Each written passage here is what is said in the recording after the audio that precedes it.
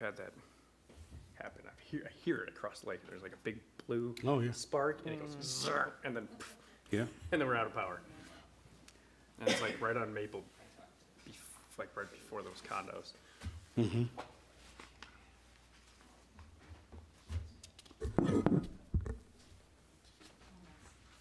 We live? All right, good evening. I'd like to call to order the Town of Delafield Board of Supervisors meeting for Tuesday, August 24th, 2021. If you'd all rise and join me in the pledge.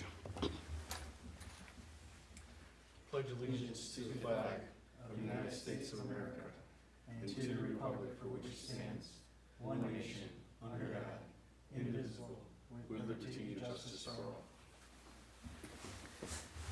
Thank you. If the town administrator would conduct a roll call. Supervisors Deanasopoulos. Present. Karanik. Present. Wolfley. Present. Michaels. Present. And Chairman Troy. Present.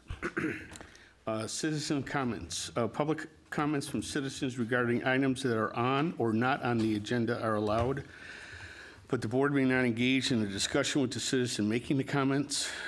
Individual presentations are limited to 3 minutes, and citizens shall follow the rules set forth in section 2.04 sub 1 sub D of the town code. Is anybody in the audience care to make a comment? Seeing none, we'll move on. Approval of the minutes of the August 10th, 2021 meeting.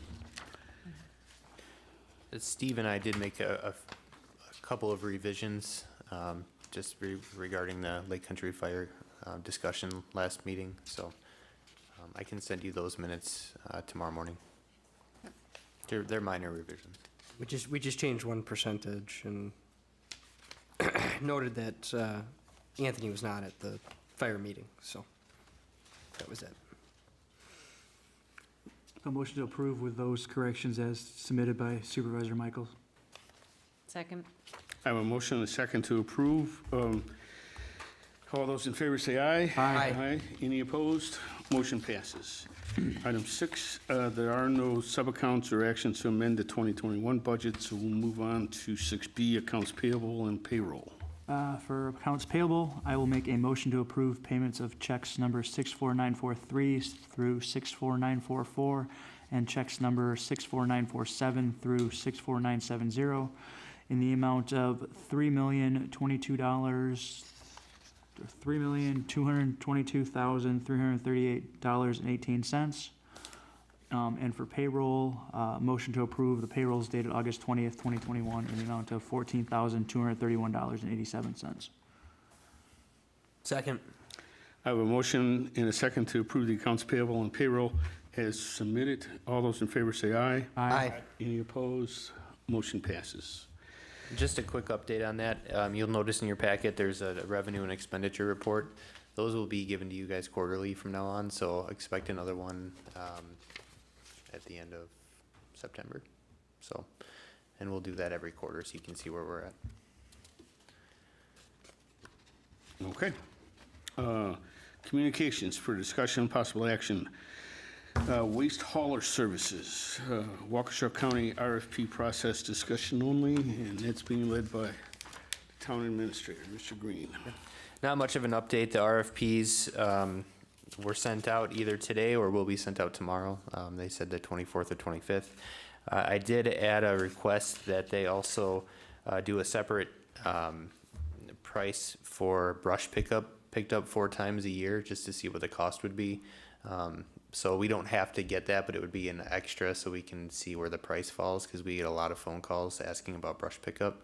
So if there's a way that, 4 times in the summer we could get that collected and not have it be a big increase in the tax bill, just something maybe the board would consider. So we'll learn more once the RFPs are out and they get responses. So. Okay, any questions for Dan? Redistricting update, again, Dan. Sure. I don't have an update on this. We're still waiting for the final maps from the county for the county supervisor seats. Once those come in, then we can start tweaking our borders, but for now we're just waiting. Okay. Safe Built quarterly report. In your packet, there was a Safe Built report every quarter, I meet with Safe Built and discuss where the town is at, as far as building permits go, as far as, staff goes, and what's kind of a quality assurance piece from Safe Built. So I just include that report for your information. So whenever I have these meetings, I'll include those reports in the town board, so expect that once a quarter as well. Okay. Nothing of concern, obviously, or issues, or? No, I think we're pretty much right on track for where we need to be this year. Basically, we want the certain departments to have the discipline in reporting to the board and informing the board of the activity within the town. Sure. I just, Yeah. making sure there's nothing of, like, standing out, going, hey, we met with them, but there was, Yeah, we've been satisfied with their services so far. So if something comes up, that's my opportunity to report to Safe Built so they can remedy those Yeah. situations. Great. We've come a long way, so. Yes, we have. Dan, do you know when it says inspections 536, 78% passed? So then they go back and re-inspect? Yeah, Is that and they- included in that 536 number, or or is that a separate number, and I believe that the inspections and the re-inspections re-inspects are are in that 536? included. Yeah. And is that normal? Because since we haven't seen one of these This- before, I don't know. I didn't check with Dave on Yeah. what the pass rate is on inspections. I would assume it's normal. Otherwise, I'm sure he would have told me we're failing a lot of inspections that we shouldn't be, so. Well, is Dave coming in for a budget update for the 2022 budget? Yeah. We can ask him at that time. Sure. It's a pretty broad topic, so we can ask him. Well, and it'll be interesting to see the next quarterly reports, because I know when I was looking at this, we don't have anything to compare it to, so that'll be Sure. great to have that. Yep. Oh, I think it's a good report, yeah. Absolutely. Okay, if there's nothing else, item 7D, upcoming plan commission item, the car dealership near Highway 16 on Lindale Road. Discussion only. I asked to have this put on the agenda. This is a legal non-conforming conditional use. This is just FYI. Tim, you can address anything you want. Yeah, there will be a public hearing on Yes. September 7th that we will need a quorum of the town board. So we need one more, assuming Ed and I can both make the September 7th meeting, we need at least one more supervisor to come for a public hearing. And the application is from a person that's planning to purchase the entire property and use it as a car dealership. And I believe specifically a Ferrari and Maserati dealership, or is it? It's Ferrari and Lamborghini. I wanna say, Lamborghini, I'm something sorry. like that. I insulted the guy. Really? And use, I use, drive a Kia, Ron. Put the Lexus out in the lot. Yeah. Like the junkyard? Well, we'll take trades on Ford trucks.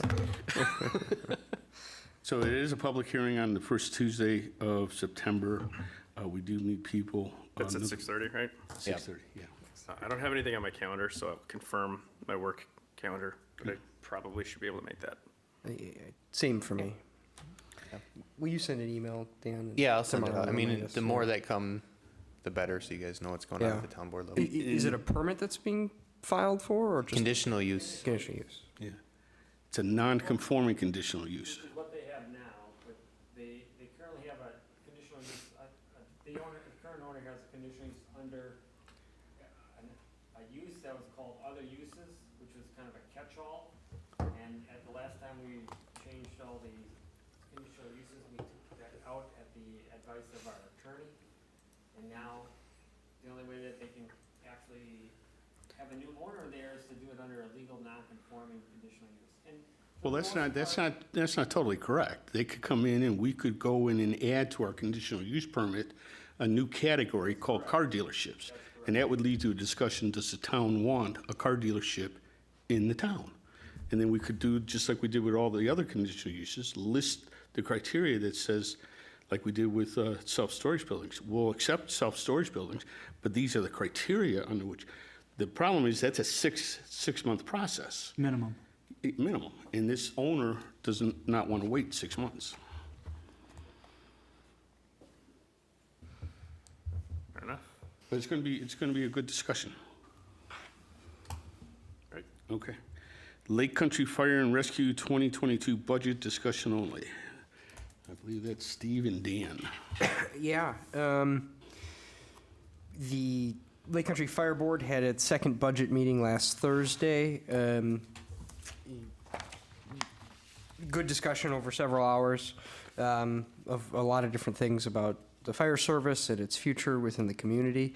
I think most pertinent, though, is Dan had an opportunity to meet with the chief and go over what the chief's proposed budget was. And fortunately, it did come down from the first draft in the operating budget to roughly 4.6% from the 5.1% that was first proposed. There was some savings in workers' compensation that is lowering the increase. So I'll turn over to Dan and let you talk about what the impact is to the town specifically, since that's what we're most concerned about. Sure, yeah, and I did have a discussion with Matt.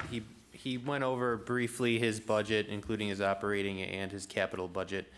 The operating budget is at a 4.61% increase from what our 2021 budget was. So there was a budget amendment for it was around $1,500 for insurance that I think there was a shortfall from their original budget. So less that, it's a 4.61% increase and a capital increase of 5.27%. So a total increase of 4.71% in general for the Lake Country Fire. What that means to the town's budget, well, our draft budget, if comparing it to if they had a 0% increase, the tax rate would have an increase of 1.19%, and I think I have those highlighted on two separate spreadsheets. So what you have is one spreadsheet that shows if there was a 0% increase to Lake Country Fire's budget, which I think we all know isn't probably going to happen. And then the other is the proposed Lake Country increase of 4.71%. So the difference in the town's budget is the difference between 1.19% and 2.62%, which would be the increase with their proposed budget. And I had this discussion with Ron a little bit ago. To break that down into a dollar figure, their increase is $30,155 from last year to this year. The town's allowable levy increase is around $25,000. So just the town's 1.41% increase for net new construction doesn't cover the increase of Lake Country Fire. So just keep that in mind.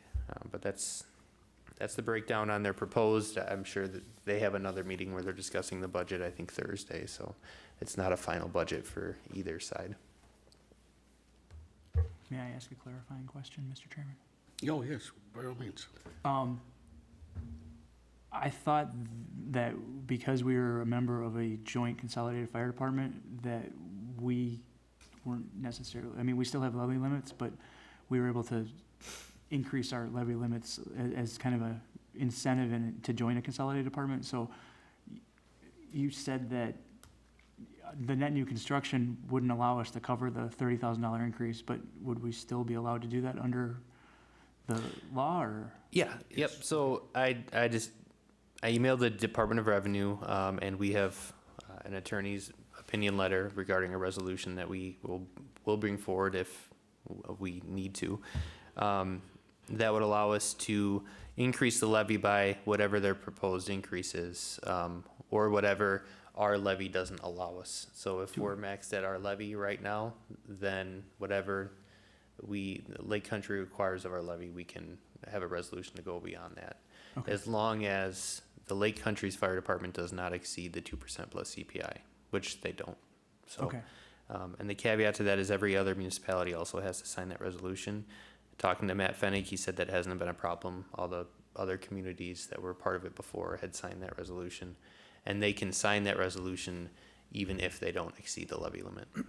So, If we don't pass a resolution to exceed our levy limit, then we have to we approve the budget that the fire department's asking for. Then we gotta adjust our budget to be within the levy limits of the state. That's for correct. The net new, okay. right. That's correct. But, so if I'm reading this correctly, I know we haven't done any of their budget stuff, but just based on the fire department budget, it looks like a mill rate increase of 2 cents. Yeah, and that's taking into account that you guys do approve a resolution to increase the levy limit. Okay. Otherwise, our levy limit allows us to be at 1.31, which is actually a reduction of 0.08% in the mill rate. It'd be interesting to see the final budget submitted by the fire board, because my understanding is that it's including new employees, but it's only including them for half a year, which implies that 2023, we're just building in another increase for 2023. Correct.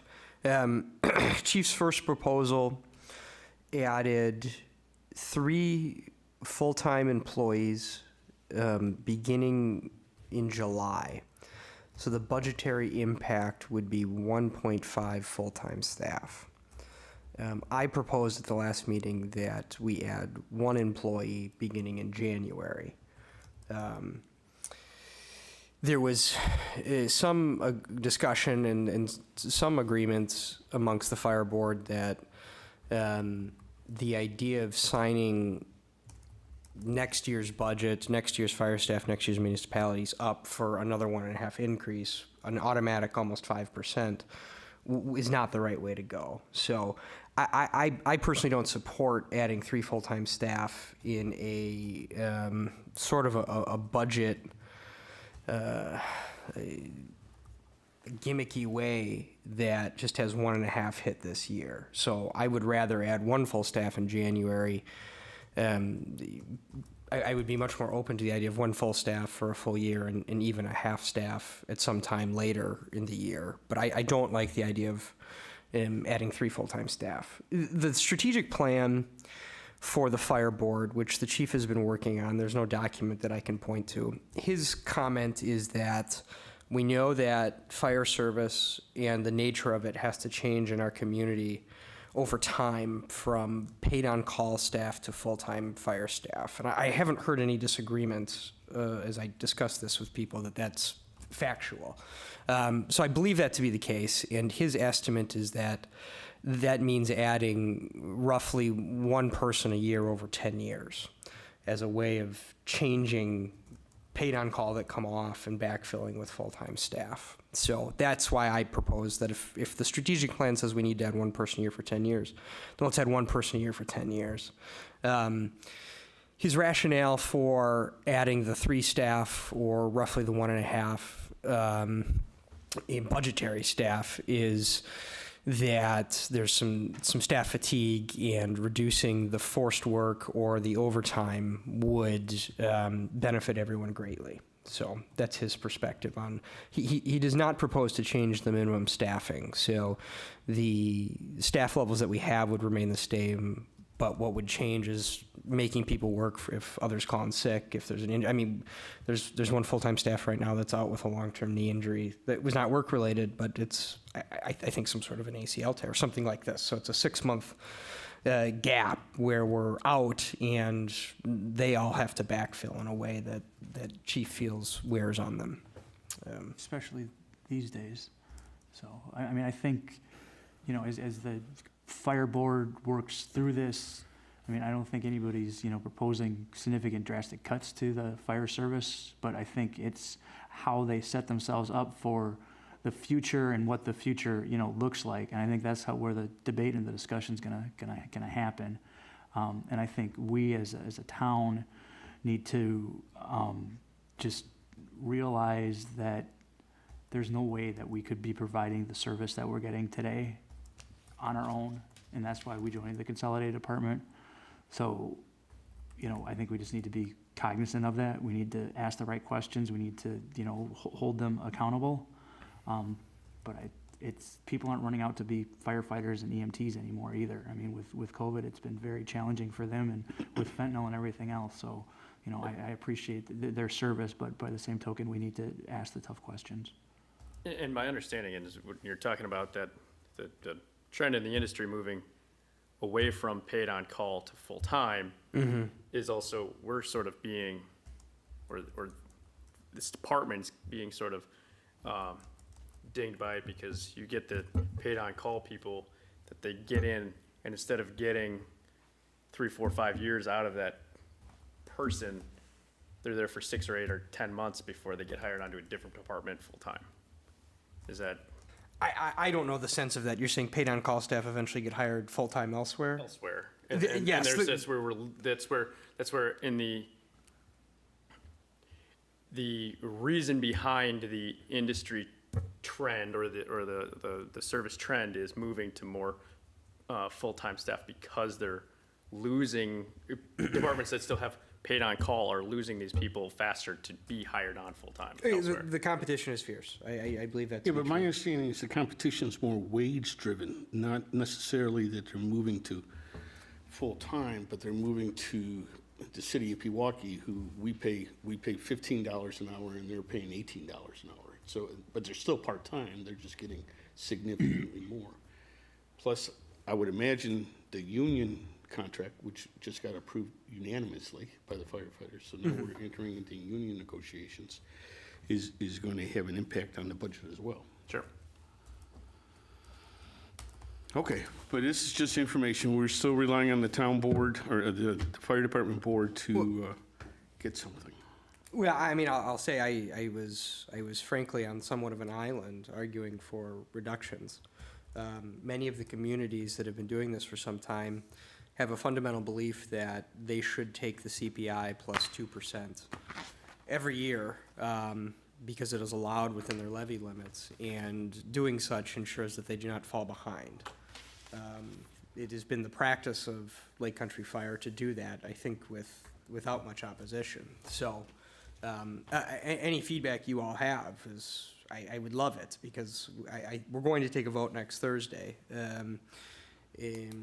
The real decision for the budget, and then ultimately for the town, is sort of this new staffing level.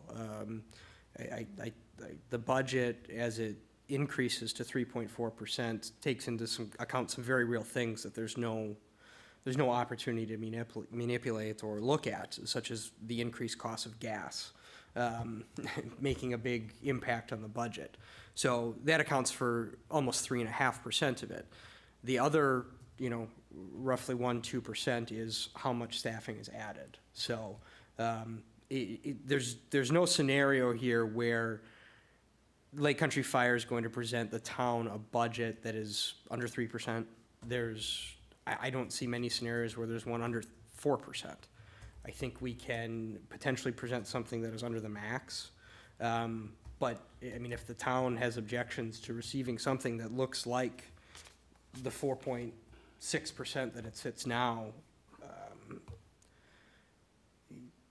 I'd love to hear it so I can take it forward next Thursday. Well, I'll speak just for myself, but I'm more interested in the rationale behind the 4.6%. But I'm also interested in the rationale behind the 5.27% for capital. I'm not necessarily opposed to the budget increases. I just want to know that the money's being, as Ed Kranick said, Supervisor Kranick mentioned, that it's being spent responsibly. Yeah, yeah. And I worry very much that we're building into, by doing it the way he wants to do it at 1.5 employees, we're just committing ourselves to another 4.5 to 5% increase in 2023. Well, and I have concerns about 2023. What if the CPI does not come in at 3%? And all of a sudden we have a budget increase that we're not allowed to take within the levy. If CPI comes in at 1%, but we've set ourselves up for more than a 3% increase just by staffing levels, then we would have a large problem. So, I agree with you that I do not want to see future unbudgeted staff hired in this budget, and I'll advocate for that. I mean, there's pressures from all sorts of directions. Anthony, who I invited, is the other town's representative on the board this evening. He was advocating for adding $30,000 in training to the budget so that there could be more leadership training. And I think he has a great idea and a great vision for what it is, but this is the nature of the discussions. I think there's always something valuable that people are finding within fire service to spend the extra money on. And it makes it difficult to try and drive costs out. The question of what is the rationale for the 4.5%, 3.5% of it is ongoing operations plus a 3% raise in staff. I advocated for a 2.5% raise for staff, so it would match the City of Delafield Police Union's rate. I don't know what the final number will be, but there seemed to be at least some thought that I guess it wasn't rejected in hand. So that's possibly one place where 0.5% could be taken out. I don't know what else to do with that 3.5% though. So when you go from 3.5 to 4.5, is it a matter of adding one person? Is it adding a matter of half person? I know Chief was looking at some scenarios where he staggered one or two or maybe three hires. They have a large struggle in the fall with vacation around hunting season. And so, bringing someone on in October could potentially help him quite a bit with that. So if he waits 8 months to bring them on, then it's a 4-month expense. So he was looking at some scenarios like that. The capital budget, you asked about the 5.2%. Is that mainly the ladder truck?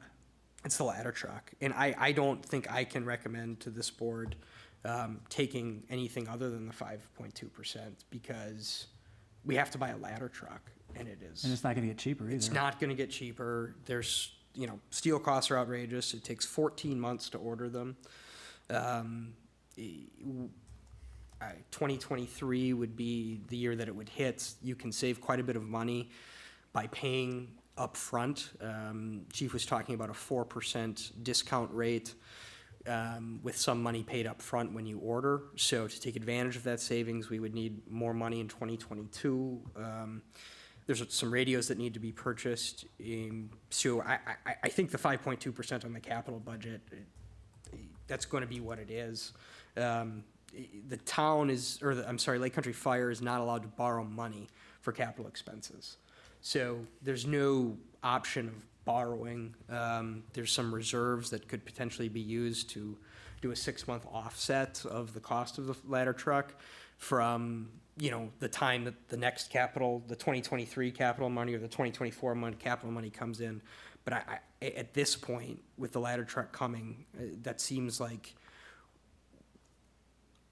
taking the levy increase we're allowed to take to fund ladder trucks and future equipment does seem to make some sense. Adding 3 staff in under the cover of only adding 1.5 for half a year, I do not think makes as much sense. But there's no scenario where we're getting, under 4%, so. Do they have enough budgeted for the legal fees associated with the unionization? It used to be 1,000, it's gone to 10,000. I don't think they do. I said they don't. What lawyers are they working with?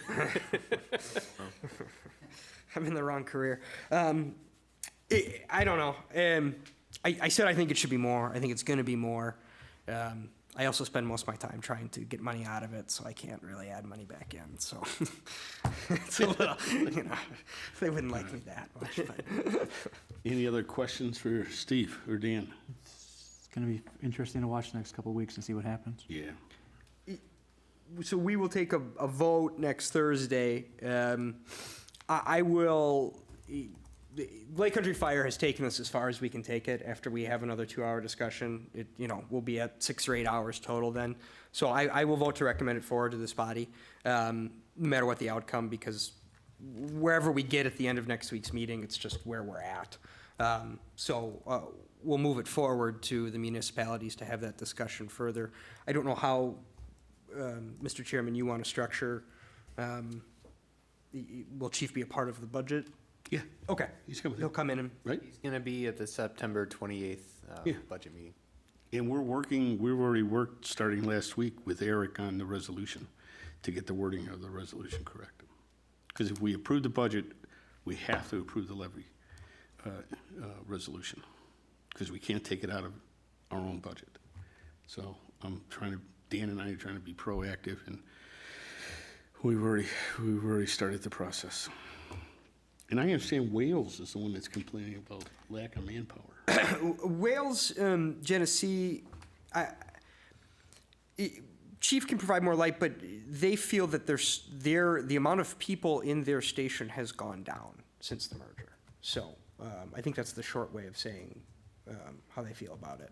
And I don't know Chief's inner workings as far as if they're short-staffed where he pulls. I think this station and Station 42 in the city of Delafield, because they're more at the heart of the operation, if they're down a staff, staff gets pulled to there. So I think sometimes staff from Wales, Genesee might get pulled into the town or the city. But isn't it rather objective with service levels? Have their service levels decreased? I'm not aware of any service level decrease. No. Okay. Anyhow, as Mr. Supervisor Kranek said, it's going to be interesting. If that's it, we'll move on to. I think Dan's got one more update under the communications. Oh, yeah, just real quick, it's not on the agenda, but I do want to bring just some information on the Elmhurst Road reconstruction. I had a pre-con meeting as well as Tim on the upcoming closure of Elmhurst Bridge. It will be anticipated week of August 30th. They will begin construction and a final completion date of June 30th. This information, the agenda, and the packet that I received, I'll forward to all the town board members. We'll also put it on the website so folks can see too, but there's also Elmhurst construction information on our website as well. So, and I think there's a separate page completely dedicated to it. So it's closing next week. Yeah, next week they're supposed to start Next week. Okay. Yep. closing down and start. Okay, moving cranes and it's not stuff, really so. on the agenda, so we really shouldn't be discussing it. Gotcha. And if any of the supervisors want to have a discussion like that, if you could get it to Dan by Wednesday or Thursday before the meeting, we'll, because I would It was just an FYI for people to know, Yeah, so. it's just we're restricted. If it's not on the agenda, we shouldn't discuss it according to Eric. So if that's it, we'll go to unfinished business. There is none. And new business, discussion and possible action on the adoption of ordinance 2021-09, an ordinance to repeal and recreate portion of Chapter 8 of the Town Code. All right, I'd like to just go over a summary of the changes. I'm sure you all read it in detail, so, but give you some rationale on some of these things. So, one section of it is to allow concrete driveways to extend over the culverts.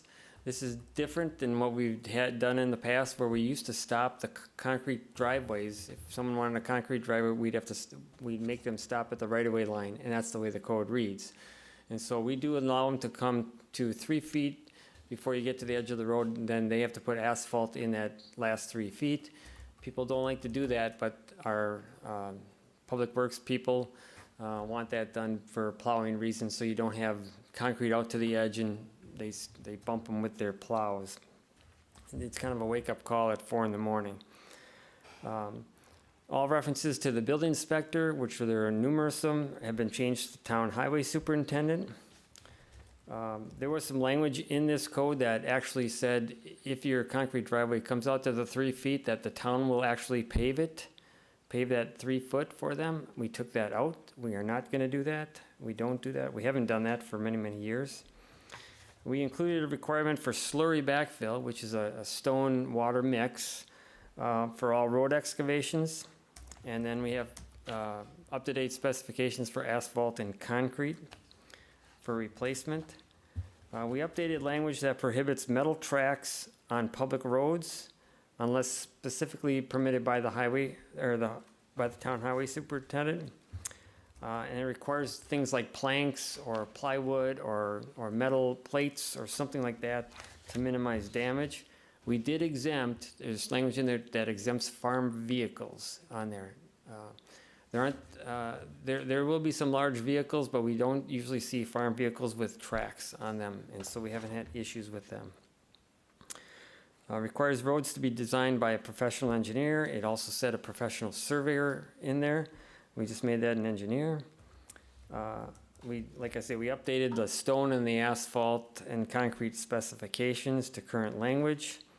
We included language for if the road has to be what we call undercut or you have some soft soils. There's specifications where what we do is we require that they go down and they put fabric. They go down at least 18 inches and put fabric down and then put stone on top of that, larger stone and then the smaller stone above that.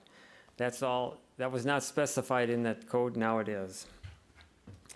Requires a county erosion control and stormwater management plan for any grading of new roads in subdivisions. We now allow curb and gutter on what we'll call the inside of curvilinear roads. So if you go on some of the subdivision roads and you're making a curve one way or the other, Woodridge Estates is a good one about, you're going along a curve in the road, the inside of that would have a curb, and that's basically to keep people on the road and not to go off the road and create ditching. We also require those at intersections, so you see that more often, where people cut the corner. There's plenty of room. The intersection is huge, but every intersection is muddy and drop down. The shoulders dropped. So we require those as part of the plans when they come in for subdivisions. We also state that we allow curb and gutter throughout the entire subdivision. We've done this at Lakeside Conservancy. This is also done at the one off of Old North Shore. I can't think of the name. Yorkshire, I think it's called Yorkshire Manor, or no, Yorkshire, something like that. So we do state in there that we will, if someone wants to put in curb throughout this whole subdivision, that we would allow it. We also then have specifications for catch basins, manholes, and storm pipe in there. Something new that we did is we changed the minimum ditch slope from like 0.5% to 1.25%. And you would think, well, that doesn't sound like a lot, but when you're talking about ditches and water running, what we are getting is we are trying to get people to do 1%. And then if the contractor isn't real good about it, we get some areas that are like 0.5%, and water just doesn't run fast enough. It sits in the yards and people complain about it. Now we've made a minimum 1.25%. Now if the contractor isn't quite perfect, at least we'll have 1%, Though those usually get checked, so we can make sure that if we have some bad areas, they can get fixed. Believe it or not, there was a reference to Milwaukee County for extension of streets. The same numbering system from the extension of Milwaukee County, we thought that's not needed anymore. And we also had a requirement for putting little address nameplates in the front yards, and you might see them in other rural areas. I know Town Erin has those, a number of communities down in like Racine and Kenosha County, if you see them. They have those little address plates. We do not require them, so we took that out of that particular code. So Eric had put together an ordinance that fits that. I got some comments actually from a citizen that emailed me yesterday, and he actually read it. That's made great. some comments. He works for the DOT and lives in the town. You probably know him, Brian Wilson. He was on the Park and Rec Committee. Oh, great. So what I did is I identified three comments that he had. Nothing critical. One was just a change in the word from asphalt. It should say concrete.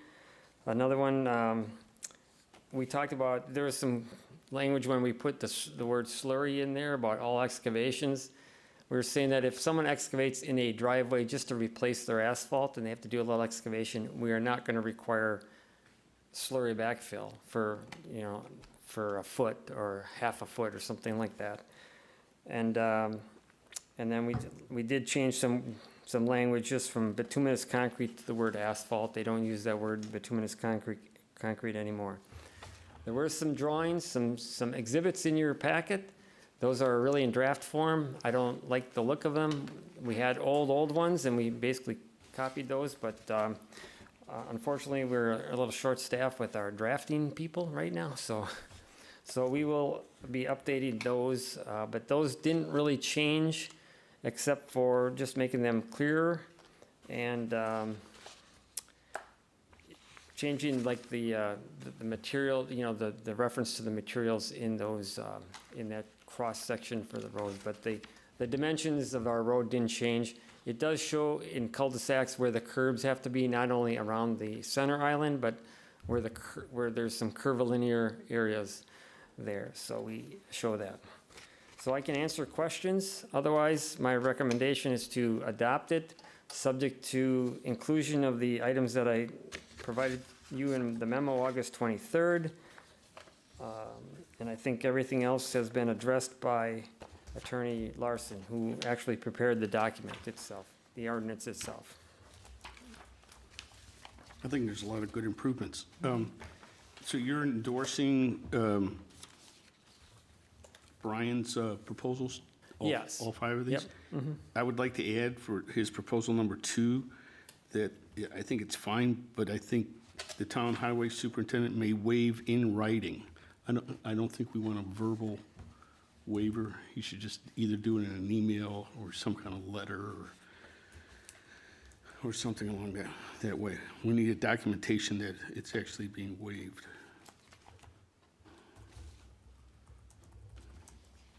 But I think it's good improvements. It really Lot of updates what we had. It's been, I mean, I've worked with it for 25 years, and it really hasn't changed much, so we needed to update it, really. Oh, we definitely did. And I mean, I think one of the driving forces was that the incident that happened on the French property back in Yes. in June. And part of it is we've been trying to enforce a lot of these that we've been talking about here. We try to enforce them, but it really helps to have some backing with the ordinance, the code. To say, yes, the code says you have to do that, not like, well, Donnie wants you to, Yeah, you know, it was, yeah, we had some problems with tracking, and then they say, well, there's nothing in the code that says you can't have metal tracks on roads, other than Donnie is the highway superintendent, and he doesn't want any there, so now we have it in there, things like that. So, the areas where building inspection department is gone and town highway superintendent is stated, was Donnie doing that all this time? Yes. Okay, Well- yeah. So he's aware of all of these Oh, changes yes, that these absolutely, are, okay. yes. I mean, yeah, he was doing most of what's in here as his responsibility. It only said building inspector, which the building inspector never really did any of that. so. Okay, that's what I assumed, but I Yep. just wanted to clarify. Sure. Great.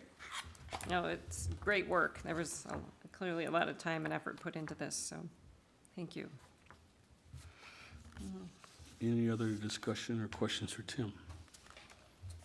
My only other comment is, Dan, do you want to search for, chairman, to change to chair? Sure. Sentence 1. Oh, If Did we do that or not? Did we do that or? If we're updating all these, we may I as well can't update remember that if too. we- Is I it in thought there? I didn't I see did, I've been trying Sentence to. 1. Like, Yeah, because Dan and I talked about, we're gonna go through all the ordinance. We were supposed to do a mass update on all of them. What's that gonna be? Is it chair? it should be just chair. Chair. The town chair, not the town Okay. chairman. We have to make revisions to what he proposed here too, so Yeah. we'll get a final version of it. We'll work on that. Okay, if not, I'll, Motion to approve the repeal and adoption of the ordinance 2021-09, an ordinance to repeal and recreate a portion of Chapter 8 of the Town Code with the proposed corrections by Town Engineer Tim Barbeau, with the amendment of the Town Highway Superintendent in Section 2 may waive in writing the requirement of slurry backfill for repairs only done to the surface of the driveway, and with going through and making sure that Town Chairman now reads Town Chair. I'll second. I have a motion and a second for approval as stated in the motion. All those in favor say aye. Aye. Aye. Any opposed? Motion passes. Nice job, Tim. Thanks, Tim. Good job. New business, 9B, discussion and possible action on a 3-year service contract with Sean's Deer Pickup for deer removal services. It's getting to be that time of the year. So, Dan, you want to give us an overview of why this became a problem? Sure. So when I first started in the town in January, we were receiving bills from Sean's deer pickup for, I think it was 10 deer my first year, or my first month, and the prior year was 11. So we started keeping an eye on things and seeing, you know, are these really dead deer? Are they really our responsibility? And we've, over the past year and a half, we've dwindled that average. I think the average in 2019 was around 8 deer a month, and we've now averaged maybe 2 deer a month. A lot of it had to do with people that had dead deer in their backyards, and they were dragging them out to the curb, that kind of thing. So we've actually been able to educate homeowners to call Sean directly, and he can bill them separately for that. This is in front of you because we don't have a contract with Sean directly for deer management, and he expressed to me concerns about the cost of doing business prior to a recent change in cost. We were paying $60 a deer, and he's from Oak Creek, and with increasing gas prices and just increases in everything prices, he's up that to 105. At first I was hesitant because I talked to other communities that were still at 60. But I did talk to Sean. He said the town of Oconomowoc is at 105. He's working with Joe DeStefano from Lisbon to increase their charge to 105, and he'll be doing the same around the county. So with that, I didn't have a problem with the price increase, given that we've already reduced the number of deer drastically and how much he picks up. The other option for contract with him, he wanted to do an unlimited amount, but have a set dollar amount for each month. And that dollar amount, the lowest I could get him down to was around $350. So that's, you know, that's great if we're getting 4 deer a month, but we're not. So I recommend just a one-time fee per deer that he proposes here. It's just a simple service contract. So otherwise, we don't really have an option. The state is very strict on who can touch deer and who can remove deer, and there's a very specific process on how you have to do that, which I learned from my wife, who told me about it when she was looking it up on DNR. But so really, we don't have much of a choice. But like I said, the increase is not just us; it's the other communities will be following suit. The only caveat is I have correspondence with Waukesha County's Highway Department to see if we piggybacked on any RFP from them. My first instinct is no, because they have a bi-month contract of a certain dollar amount, which we wouldn't have piggybacked on that because it's a totally different contract.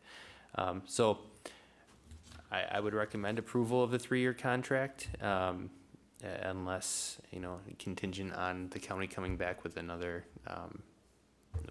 saying that we have piggybacked on their contract.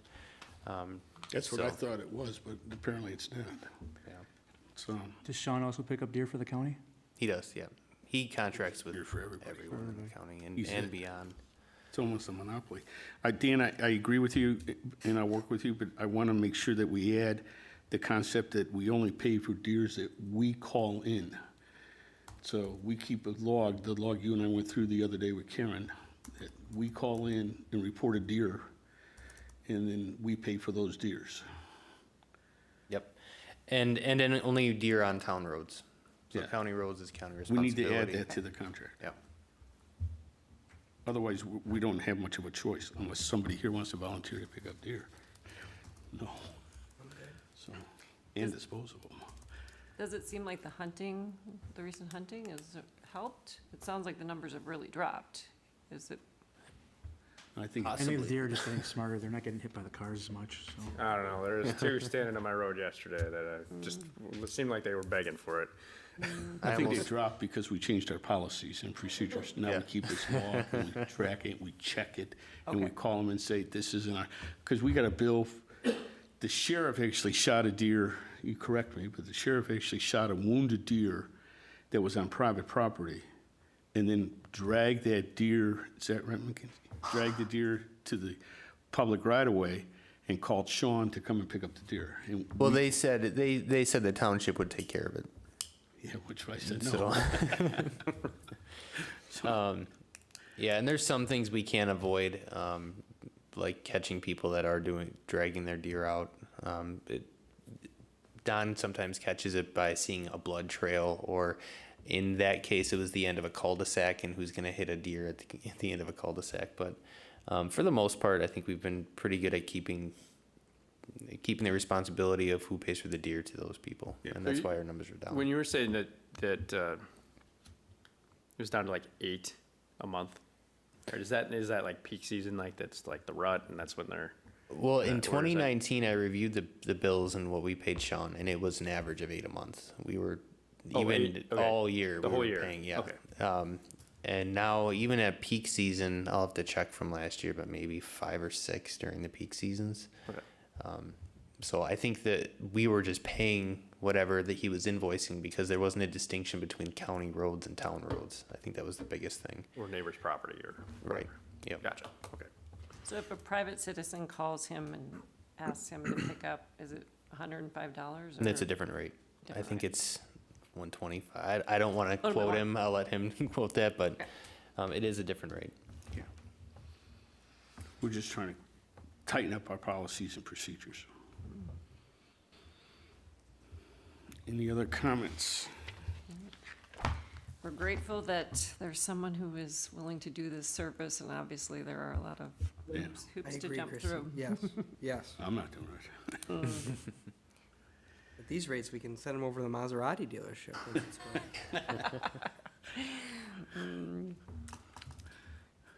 Do you want us to approve this now, or do you want to wait until we've heard from the county? I'd prove it subject to hearing from the Yeah. county, and subject to changing it to reflect that it's on town road only, and that it only pertains to calls that we initiate, pickups that we initiate Sean to pick up. So should we table it till the next one to get confirmation from the county, or is I- that No, I just... think we No, just we approve. we need somebody to pick Subject up to. deer.